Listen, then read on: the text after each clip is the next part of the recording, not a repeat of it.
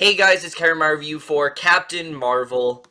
And what Captain Marvel is essentially about is we center on the character of Carol Danvers, and she essentially is, she's up in space. She is working alongside the Kree, trying to take down these creatures called the Skrulls. And basically, after one encounter, she ends up basically falling into Earth in the 1990s. And basically, the rest of the film is her trying to acclimate to Earth, but also starting to discover that she might have actually had a life on Earth, and that also, while also, simultaneously trying to take down the Skrulls and things like that, and that's all I'm gonna say. So Captain Marvel overall, I was looking forward to this film for sure. I mean, how could I have not? It is a Marvel movie, and as I've said before in other videos, Marvel has had a very consistent track record as of late. I don't think there's been a film, at least since, like Captain America the Winter Soldier, that hasn't been at least good. I think they really have been on a great track record since then, and, you know, I was really hoping because of that this could very well keep up the streak. Even though the marketing really wasn't grabbing me all that much, I still was very excited to see this character, see what Brie Larson would bring to the Captain Marvel character overall. There was definitely a lot of interesting things they could have explored, and at the end of the day, while I don't at all think this is a terrible movie, unfortunately, this broke the streak. I think this is the first Marvel film in a while that I can actually walk away saying I straight up did not like. And we're gonna get into right now, starting off with the cast. And look, that's not really my biggest problem with the movie. I think for the most part, all the cast does a really good job. Now, of course, everyone really wants me to talk about it. How is Brie Larson in the movie? Well, Brie Larson was one of the things I was most looking forward to here. I think she is one of the best actresses working today, and she is good in this movie. She's doing the best with what she can. I think she definitely did add some layers of emotion that a lesser actress wouldn't have been able to. But I will say, I think that this performance is decent. It's definitely one of her weaker performances for sure. It's not really her fault, though. We'll come back to that in a little bit. But overall, I thought she did a solid job. I thought overall, she was pretty good as this character. Just not as much of a slam dunk as we've seen with other Marvel castings in the past. For me, the real standout of this movie is Samuel L. Jackson as Nick Fury, which, I mean, of course, I've always loved him as this character, but I really loved what he had to do in this movie. He is a lot of fun here. This is a Nick Fury that hasn't been through nearly as much shit as the one that we've seen in the other Marvel films, so he's a lot more carefree and outgoing, and just is a lot of fun to watch. His interactions with Brie Larson, I think, are some of the best parts of the entire movie. I think these two have a real natural chemistry to them, and what they set up there, I do think is going to be interesting to explore in future films for sure. I really did like their chemistry in the movie, and I thought both of them did work. I thought, like I said, I thought they both worked very well here. Someone else who also really surprised me, though, was Ben Mendelsohn as Talos, who, Ben Mendelsohn, as of late, he's been typecasted as just the very one-dimensional corporate villain, and thankfully here, that's not really what he is. While he does play a very villainous role, it's a different type of role than I was really expecting, and I actually thought he did a really good job here. He was very charismatic. Where his character ends up going, I was very surprised by, and I actually really did like him here a lot. I think this is definitely one of his better characters he's played in a very long time, especially coming off the heels of something like Robin Hood, which I thought he was just atrocious in. This is much closer to what I want to see in a Ben Mendelsohn performance, because he definitely was really good here. As far as the rest of the cast goes, everyone really does do a solid job overall. Lashana Lynch, I thought, was really good as the character of Maria. I really did like her inclusion in the film. Annette Bening's really good here as well. Clark Gregg, of course you expect him to be good as Agent Coulson, but he is very good here. I really liked Lee Pace in this film, as Ronan. I thought he really did a good job.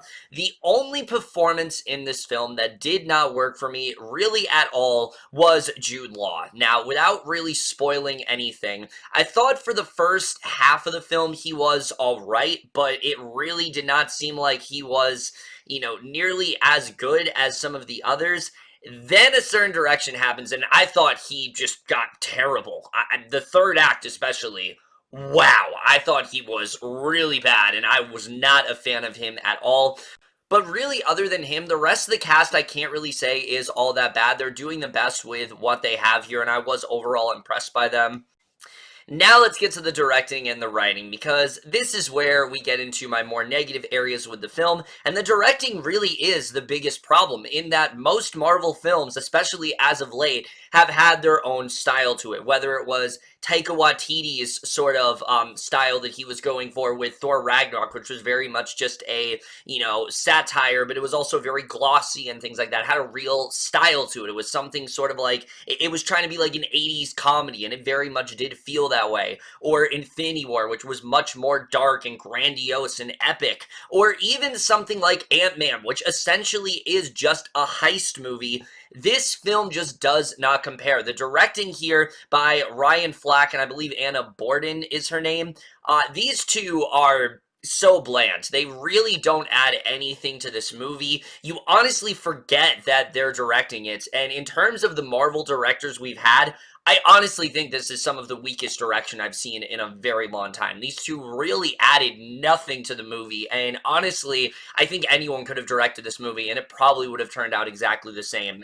And the movie, as a result, doesn't seem to know what it really wants to be. It constantly is waffling between being a buddy comedy when it's, her and Nick Fury, or is it trying to be more of a serious sort of like space opera? It really does not know what it wants to be, and that's really what brought this film down for me. And it very much did remind me of a Phase 1 movie, which a lot of people have said, and I will very much agree with that, is that the Phase 1 movies, especially, and unfortunately the writing also very much falls victim to the film not having much of a style, because a lot of people have said it, and I will agree, this very much feels like a Phase 1 movie. And if you've watched, the most recent episode of the MCU Conversation, we talked about the Phase 1 movies. That was a interesting time for Marvel. They clearly were still trying to find their groove, figuring out what works and what doesn't. And this film very much feels that way. The problem is, we are deep into the MCU at this point. They should know what works and what doesn't. So the fact that this film does have that sort of tone to it is really weird, honestly. You would think they'd know what we want in a Marvel movie, but it just doesn't work here very well. And also, similar to the Phase 1 movies, the biggest problem with this film is its story, which really is just not very interesting. The best way to sum up this movie is it's basically a reversal of Thor, which, again, we also talked about on the MCU Conversation recently. And if you guys saw that episode, basically all the stuff on, all the stuff on Asgard is fantastic, and then all the stuff on Earth is really mediocre.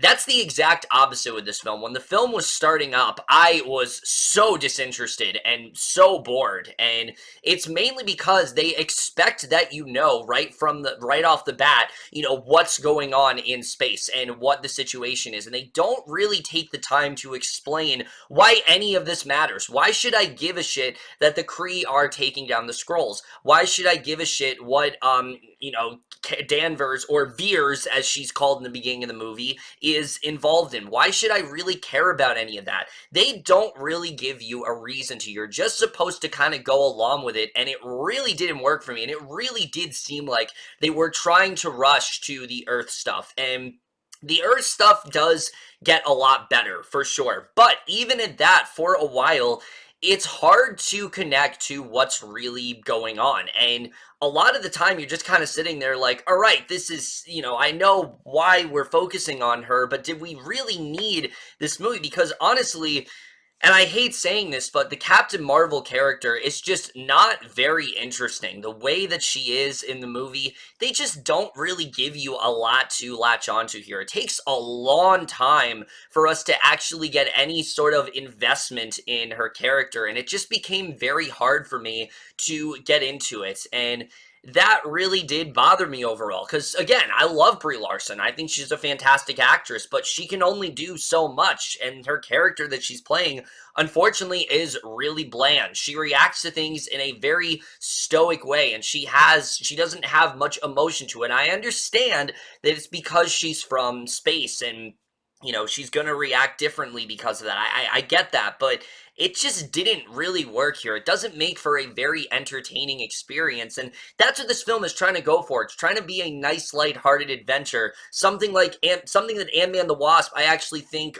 perfected really well. Actually, that's the perfect definition of a film that isn't anything amazing, but is a lot of fun. The problem is with this film is that I just did not really care that much about our lead character. The only thing that was kind of saving it was Nick Fury. I really did like Nick Fury's inclusion in the story. I thought the pairing between him and Captain Marvel, the two of them work very well together. And like I said, the dynamic that they establish in the movie is one I am excited to see in future films for sure.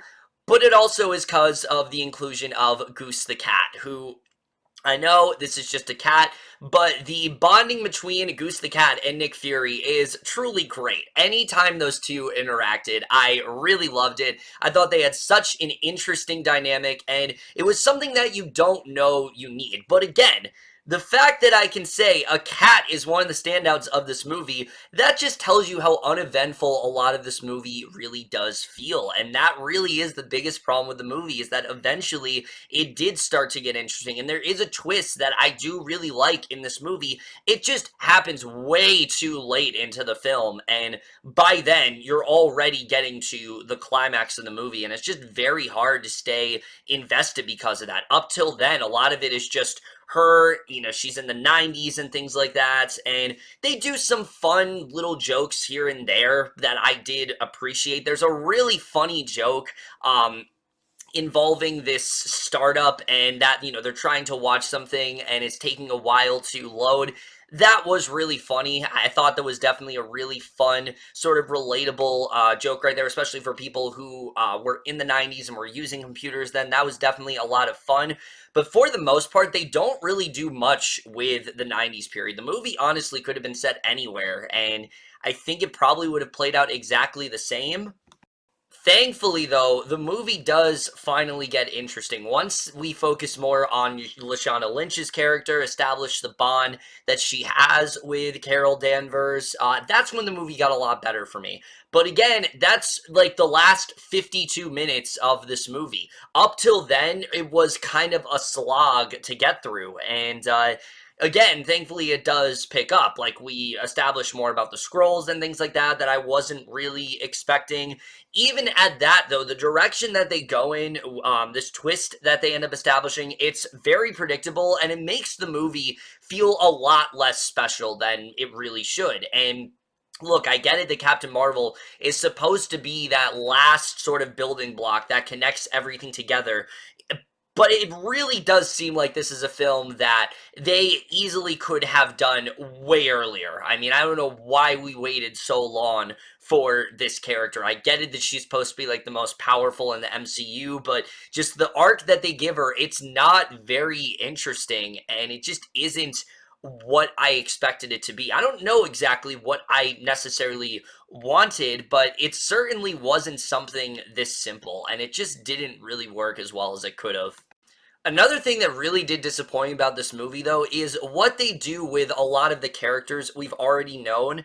And I hate saying this because I was really hoping, oh, they're bringing Ronan back, they're bringing, Coulson back and things like that. Maybe we can flesh them out a bit more than we saw in the other movies. And honestly, all they're really here to do is for you to just go, oh, look, it's Ronan. Oh, look, it's Agent Coulson. They don't really play much more of a role than that in this movie, and that very much disappointed me. And those kinds of winks and nods are honestly permeating throughout the entire film, and it gets really annoying after a while. It's almost as if they knew there wasn't a lot going on in this film, so they used them as sort of a distraction to get you to enjoy the movie more, and it just did not work for me at all. And especially this one moment, and I don't want to say too much about it, but there is one thing that they do in this movie toward the end And it's something that you'd probably joke about and think, okay, there's no possible way that's how it's actually going to happen.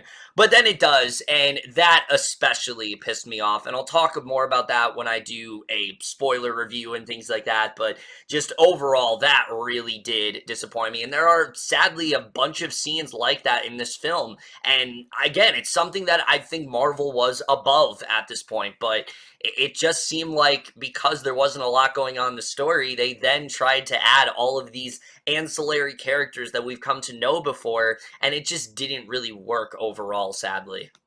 Also, and this was very surprising to me, a lot of the humor, just, aside from stuff with Nick Fury and Goose the Cat, because all of that stuff really does kill for sure, especially this one direction they go in that just had me dying of laughter.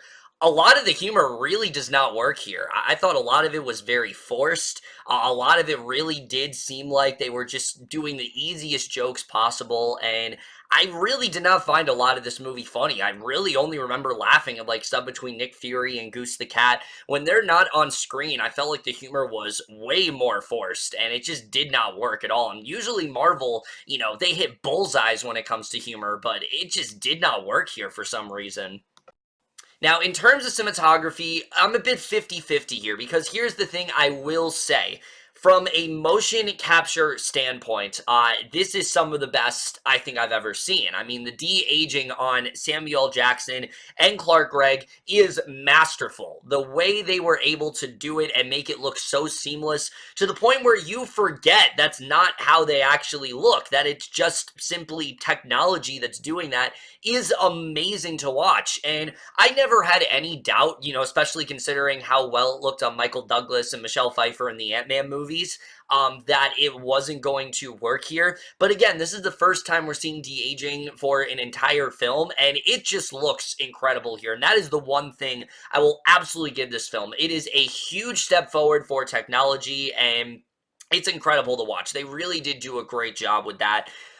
In terms of the action sequences, though, not very memorable. A lot of them feel very similar and generic, and a lot of it is just, oh, this person's a Skrull, and we gotta take this person down because they're actually a Skrull, and things like that, and they're just not very well done. One, especially in the opening 20 or so minutes of the movie, legit could not tell what was going on. I mean, it was so dark. The lighting was horrendous in that scene. Thankfully, the rest of the movie isn't like that, but this one scene especially, it's honestly inexcusable. Like, the MCU, usually similar to the jokes, are amazing when it comes to action scenes, and here, they just weren't really that great. I don't know if they're just trying to hold back because of Endgame or whatever, but really was not feeling a lot of the action scenes here. They just didn't really do much for me. The CGI, though, like Brie Larson's powers and things like that, they still do look really good. They handle that really well. It's really just the action scenes that just don't really stick with me. The score to this film I did really like. It was something different. It was sort of like a techno-esque score, which I really did enjoy overall. And the editing, like I said, the first 20 to 30 minutes of this film are extremely choppy. They really do throw you into it. It's not very well edited at all. It does pick up slightly once we get to Earth, but it really isn't until around the end of the second act that I could actually say I thought this film was flowing very well. For a while, it really was dragging for me, and it really was like, all right, can we get to the point here? Like, I get it that she's slowly unraveling things, but they just don't handle it in a very exciting way at all. I will say, though, the way this film does end, what they set up for the mid-credit scene, holy shit. I mean, Endgame cannot get here fast enough. Look, I know I'm sounding very negative here, and while there definitely were things I did enjoy about this movie, Nick Fury and Carol Danvers have a really nice dynamic. I'm excited to see where that goes in future films. The stuff between him and Goose the Cat is just to die for. I loved their interactions throughout the movie. Ben Mendelsohn, I thought, was a really big surprise for sure. The way they kind of flesh out The scrolls I thought was really well done. Just at the end of the day, I didn't really feel this movie was more than just simply a setup movie. It does a good job of establishing a few things here and there, but it probably is one of the more unnecessary films we've gotten from the MCU, and especially considering that this is supposed to be like this big character, the person that they said is going to headline the MCU once Endgame is done. She's supposed to be the most powerful out of all of them. You just don't feel that emotional punch. You don't feel that urgency that we should from this film, and unfortunately, at the end of the day, it doesn't really feel more than just a prequel. That's really all this kind of is. There's a lot of winks and nods that I thought were just really obnoxious. One especially that just made me lose my mind. The humor is not as good as it usually is. The action scenes are very much lacking as well. There are some cool 90s references here and there, but they don't really do too much. It's lacking a lot of style. It's lacking a lot of focus. It just didn't really do that much for me. And so, because of that, while there definitely were things I enjoyed, this is a film that is very instantly forgettable. I really can't ever see myself watching it again. And for all those reasons and more, I am going to give Captain Marvel overall a C+. Look, I'm not saying that I wouldn't be down for more Captain Marvel movies, because I absolutely would. There are things they established with this character that are interesting for sure. It's just the story that she had in this movie wasn't very interesting. It just kind of felt like filler, and I'm hoping in Endgame and any other future films we have involving this character, we see why she is so integral to this series and why she is so necessary and things like that. And hopefully that can satisfy me in a way this film unfortunately just didn't. If you guys want to hear more thoughts in terms of like spoilers and things like that, we are going to be doing a sort of bonus episode of the MCU conversation on Sunday. We're going to talk spoilers of this movie and how it's going to tie into Endgame and things like that, what we like, what we dislike. We're going to get more detailed there. But overall, that's really it for my review of Captain Marvel. That's it for this video overall. Let me know what you guys thought of this movie overall. Would really like to hear your thoughts on it. Definitely are very interested in how people do feel about this movie. But that's it for this video. Hope you guys enjoyed it. We'll see you guys in my next video, and we'll see you guys for that. Okay, bye.